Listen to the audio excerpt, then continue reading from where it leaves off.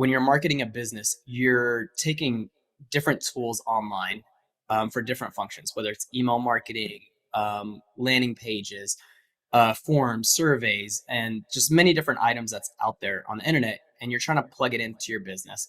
And you need to be able to make all these products talk to each other. And this is where you use products like Zapier or APIs, and you start getting really technical. What we've done is taken all those tools, put it into one place, and just make it super easy for you to go to market for your business. We've then taken it to marketing agencies who can serve many people beneath it, put your own brand on top of it, really customize it for your business use case. And, so the use cases are now endless possibilities between it, but at its core, it's really meant for any business online. Take all the different tools, you have it in one place and at a fair, inexpensive price, in my opinion.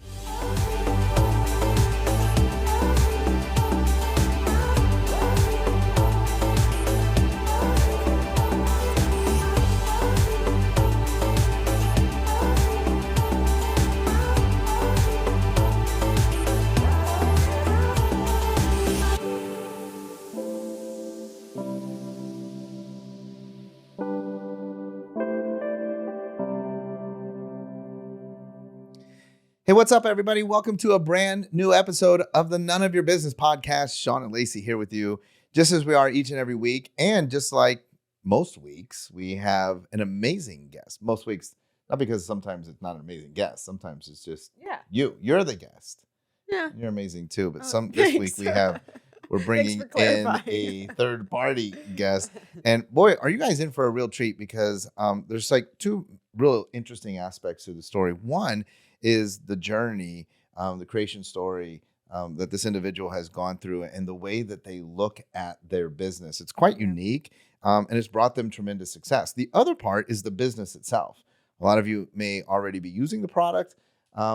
Others of you need to use the product. I mean, we are faithful users of the product. We love the product. We've been slowly pushing all of our everything, our entire world, including our clients, over onto the product. Having them use it too. Yeah. What's the product?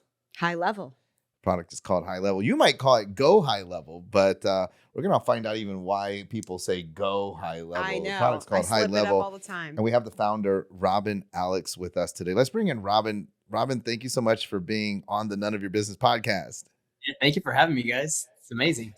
So we begin every episode with the exact same question for every single guest, and especially for someone like you. As people become more and more aware of your business, High Level, and the product and services that you guys are providing to the world, it's oftentimes easy for people to kind of fall in the trap when they see you, they listen to you, because your company is doing so great. You guys are providing services and helping entrepreneurs. But what happens is people that get elevated to a position like yourself, oftentimes people are like, well, look at Robin. That's because, of course, he's so fortunate. That's because he's got all the breaks. That's because everybody helped him, right? If I had all the breaks that he's had, I'd be in the exact same position. And what people don't really realize is that, every single one of the guests that comes on the show, they've all been through very interesting trials and tribulations. It wasn't that they were just born with a product called High Level. Yeah. And so I would love if you started out with sort of your journey and share with us maybe some of the lowlights, if you will, some of the bumps in the road and the lessons that you've had to learn as you've ascended to the level of success that you have today. Definitely. Started out entrepreneur, helping different businesses, was a consultant in that. And you just get to a point of, how do I kind of get to the next level? And that's really where I was at. So started doing IT for a lot of different businesses as a consultant, and, being the Indian that I am, people are like, oh, you must know computers, so you know how to build websites and things like that. So I used to take those projects on, and, it didn't matter how big the project was, it was always feast or famine. And so you think that you're doing well, you win a big project, and then you lose it when it's done. And so you're like on this rat race of trying to find your next big project. And that's where I learned you need to help businesses really get as close as you can to the revenue line and really help them grow. And that allowed me to grow a marketing agency. And very similar path in the marketing agency. We grew it. We had about 25 team members around the world, helping businesses, about 400 businesses at its peak. And we ran into the same challenge. It didn't matter how much hard work we did. It was our fault that the business themselves were not growing, because what we were doing was driving them leads and opportunities and things of that nature.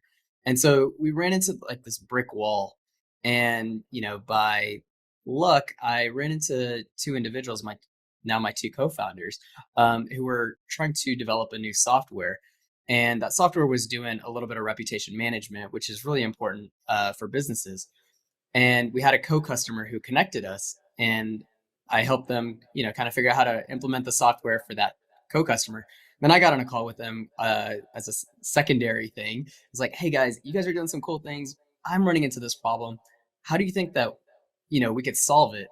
Mm. And I kind of did the underpinning of just asking we, and they were like, they were, open arms. And little did I know that they were actually starting up. They only had, 10 customers at the time, and they were really having trouble scaling up.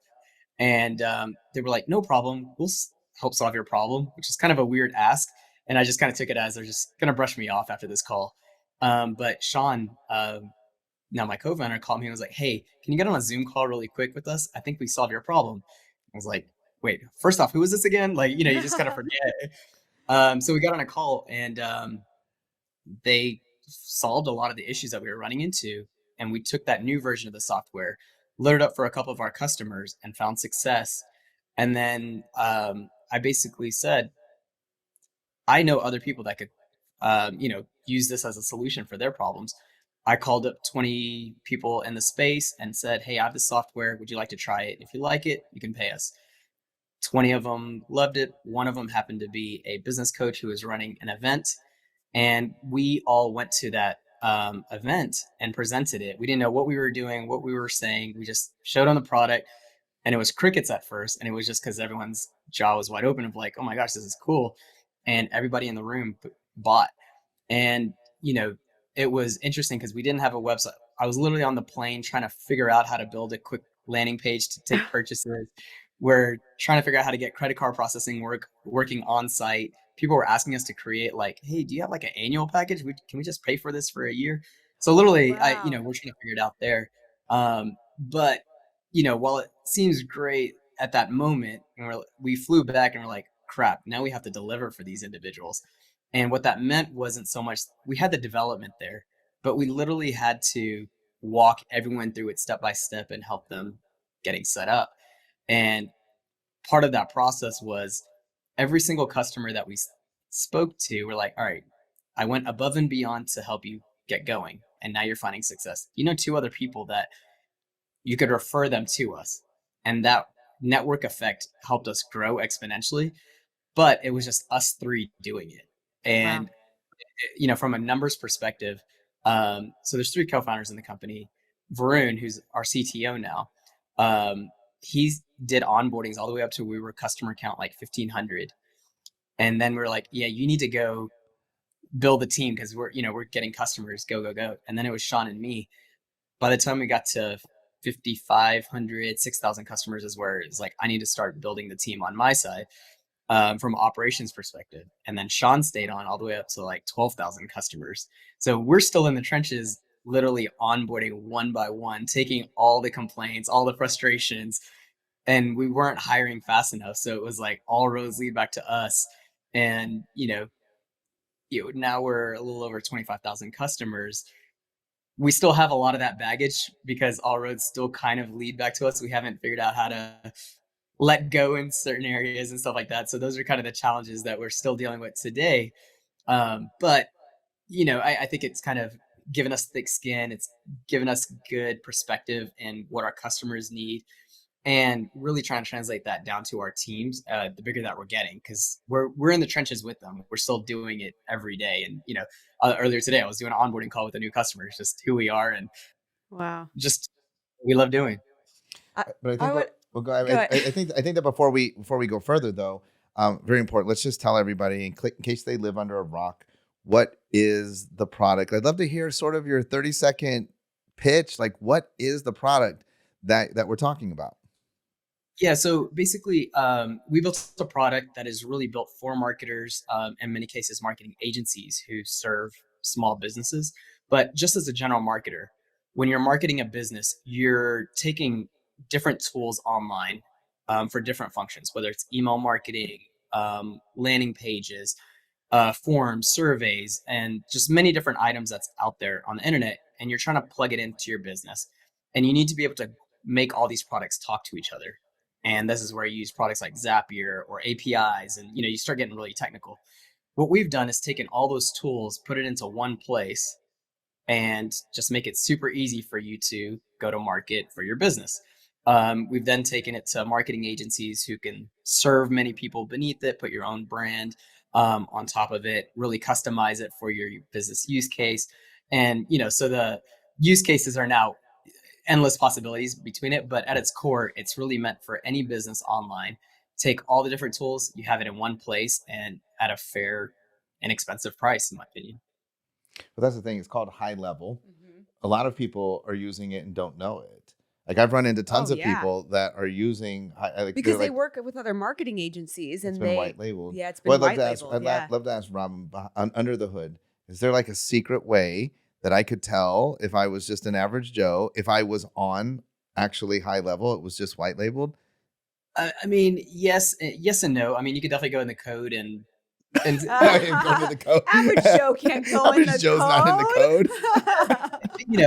ultimately it doesn't matter, right? It's about who's serving you and how they're serving you, and Yeah. I think that's the special sauce. We're not saying that we built anything revolutionary. In fact, there's other smart companies and other smart people that have done it. All that we've done is just make it easily accessible from the Mm. tools component, and we let the cool architects, the cool contractors who know what they're doing to build, and we just supply the tools. Okay, so I want to rewind a little bit. I have two questions. So, number one, what happened to your company that you were running when you went to them? And when did you decide, man, I'm going to go all in on high level? Yeah, so immediately I went in on high level as soon as we kind of figured out the solution, and the company, we basically merged all that whole team into high level. So many of those Wow. individuals are working with us today. It just it was one of those things of we needed to go to the greater effect and what we can do to impact the world and really the community. We were helping a lot of people, but it was how do we take all these great talented individuals and really help 10x their output to the world as well. Yeah. And what I love about high level is it's really built for marketing agencies, like you said. But when you first went to them and they had like 10 clients, was that their intention or did they see the potential when you started using it for your agency? I think it was both. Some have Interesting. the customer base and they were like, oh, it makes sense. I can take what I've been doing and I can send it out to all 10 customers and monetize, a software back to them. And some also saw, well, look, if he could do it, I could do it. I could do And it. for the Yeah. record, I'm nothing special. So I hope everybody's saying that. Yeah. Love it. That's amazing. One of the things that the parallel story, as I mentioned in the intro, is this culture that you've created. And it's absolutely, I mean, and here's what I've come to learn being around you. You probably don't think it's that unique, but through my eyes, it's very unique, your approach. We live in this world where everything gets outsourced. We are very concerned about outsourcing all of this work out to other countries that could potentially provide for programming, VA services, all kinds of virtual type services are being done at cutthroat rates that, frankly, in the United States, people probably couldn't compete with. And another concern is this whole thing of AI. Can the machine start to learn to do humans' jobs, and then ultimately I might be out of a job? But you've super humanized the whole thing there in your company culture. Tell us a little bit about your thought process behind that, because that's unique in a founder in the Yeah. tech space to think this way. So why do you think this way? And what are some of the things or examples that you guys have implemented? And what are the results that you've seen from that? Yeah, I mean, I think what it comes down to is you see a lot of founders and a lot of, product development firms and, software companies and stuff. They're really trying to predict what the future is going to hold. So they're making big bets on that. And for us, our culture is we want to live in the now. So we listen to our community and we're actually community driven. And, we have an ideas board where you can put up your ideas. We have a town hall. Like earlier today, we were doing a town hall and we just ask our customers, like, what are your pain points? What are you doing? What can we help you today? we know that stuff is going to be around the corner. Maybe AI is the next solution and things like that. But is that really your focus today? Is that what you're working on? Is that something tangible for you to find success to? And if the answer is yes, we're going to go build that right now. And so that you can make money or monetize or provide impact to your community today. So that's really the fundamental difference. We're not trying to predict the future. We're just living in the moment and building to what people need. But talk to us about like your hiring process. I mean, Mm, even you when you use outsourced talent, outsourced just meaning outside of the United right. States, Yeah. you are not paying them $1 or $2 an hour. Oh, no, no, no. I mean, we believe in, being fair and equitable. It doesn't, why should you be penalized based on your geography? Hmm. Right? And it's about the talent that you're bringing to the table. And so for us, we do basically competitive analysis across the board. We whatever the median salary is for that role, it's kind of that median salary around the world. Because we want to find the best talent that's out there. And from that humanistic perspective, and even our hiring model, we're about to break 400 people in March. It's for every customer that we have, we can the conversion of getting you to success is infinitely higher than you trying to organically figure it out. So we want to touch as many customers as we can, whether it's through Zoom call, whether it's through phone, email, chat, and things like that. Now, there's definitely breaking points, and we're definitely going through those growing pains because you can't hire fast enough, getting people on board and things like that. But that is really our motto and our ethos of who we are as a company, because that's what's important to us is being that one-to-one. How can we talk to every customer that we have? Hmm. You know, we talk about that a lot here on the podcast. Like people want to do business with people who People. stand for something that they are in alignment with. And that's why it's so important, Robin, that, we share these values because, at this point in the podcast, people are like, I really love Robin. Let's talk a little bit about the product itself. I know you love it. I mean, yeah, I love the product. And I love the product because that's exactly what it did. It allowed us to get rid of like all those peripherals, all these other, platforms that we were having to utilize that didn't share the same brain to try to get them to talk to each other. And, it was a big learning curve for our team. So being able to get everything under one hood, radically increases efficiency, productivity, and enables us to actually take better care of our clients, right? So, what would you say though? Because you said this is great for anybody that's marketing their business. What do you think that the top key features are for individuals when they're utilizing this? Yeah, I mean, the one of the biggest features that we like to get people started on is doing something called the missed call text back. Mm, And so basically, how many people receive calls and they don't do anything if they can't answer the call, right? So we basically created this piece of technology where it can go to your phone number and we're listening if the call's been answered or going to a voicemail.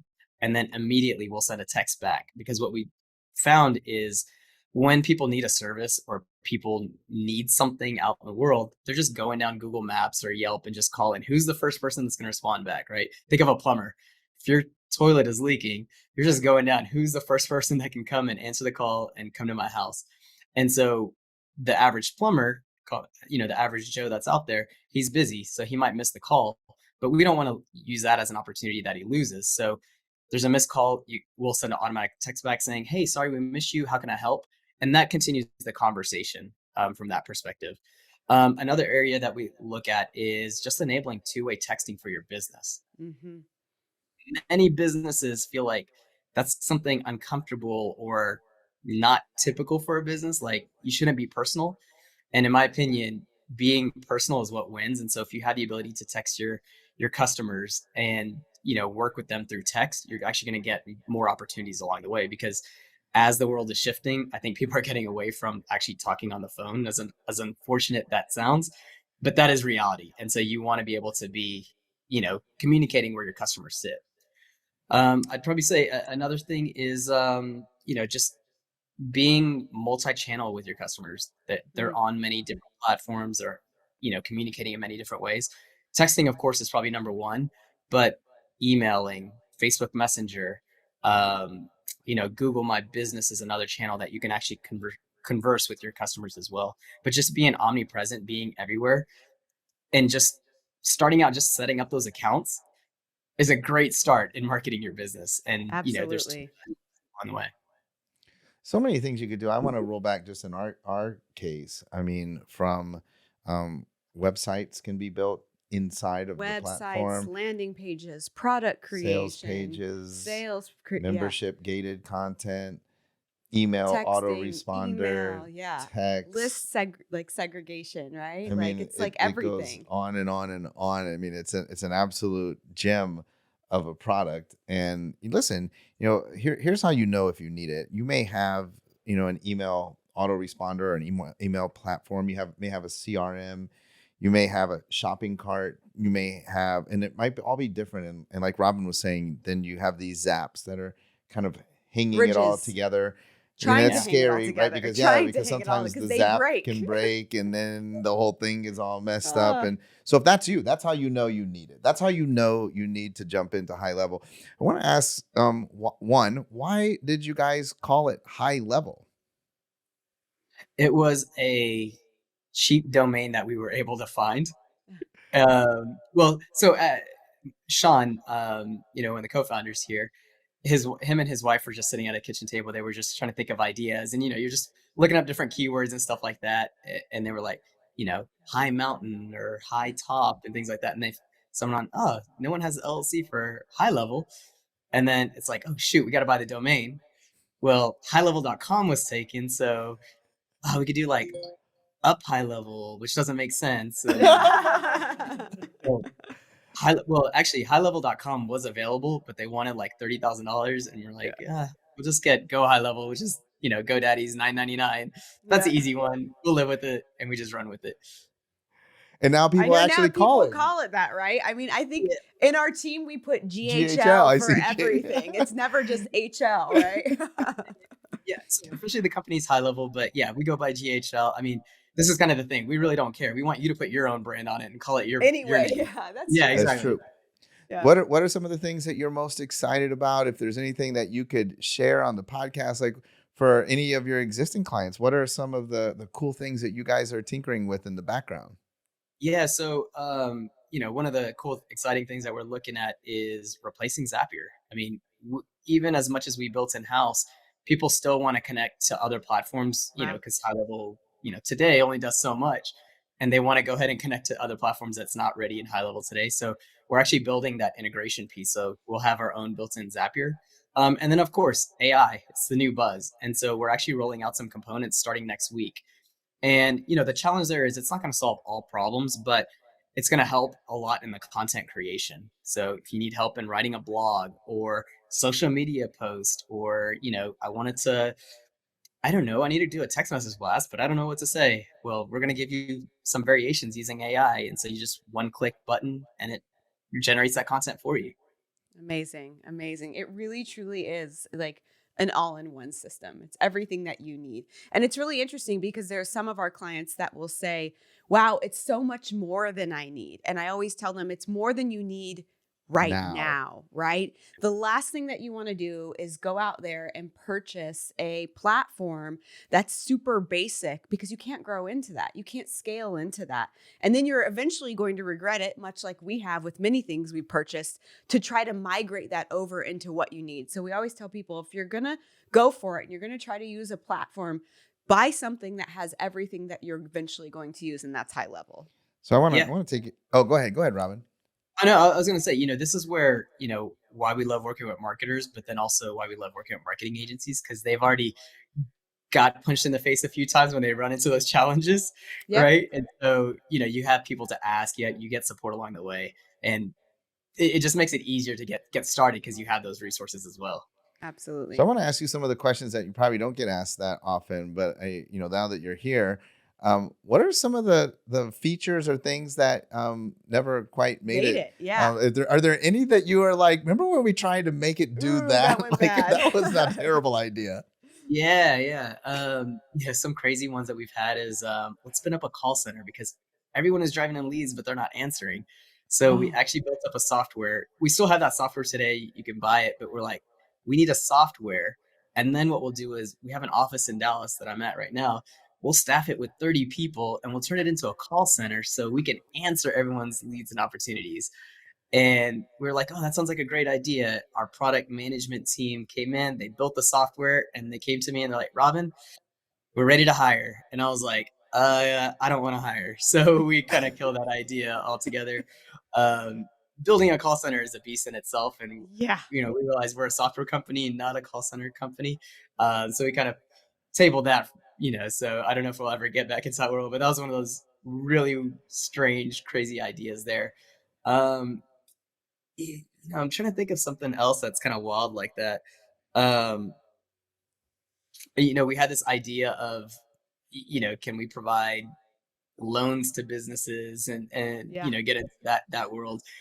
We haven't, stepped into it, but that was one of those weird, crazy ideas. Will we ever get into there? I don't know, but these are kind of conversations that we have, and a lot of them we'll put it on the list. Now, will we ever do it? We'll see in the future, but nothing coming up right now. But I love that though, because it's an important lesson for so many business owners and entrepreneurs out there, because it's really easy to have great ideas. And yet, while they are great ideas and can serve your clients on another level, it's not the identity of your business. And so many times that can dilute the very thing that you're working on making exceptional by adding all of these other things that aren't the core identity of what you're trying to do. Well, I'm actually glad that you said that, because Yeah. I will tell you, for our clients who are in the marketing space and that run agencies, Yeah. this, I would say, is one of the biggest challenges. And I'm glad you said that. And I want to give you even further opportunity, because I know a lot of people will, search your name and potentially find this podcast, and they'll say, I want to hear what Robin has to say.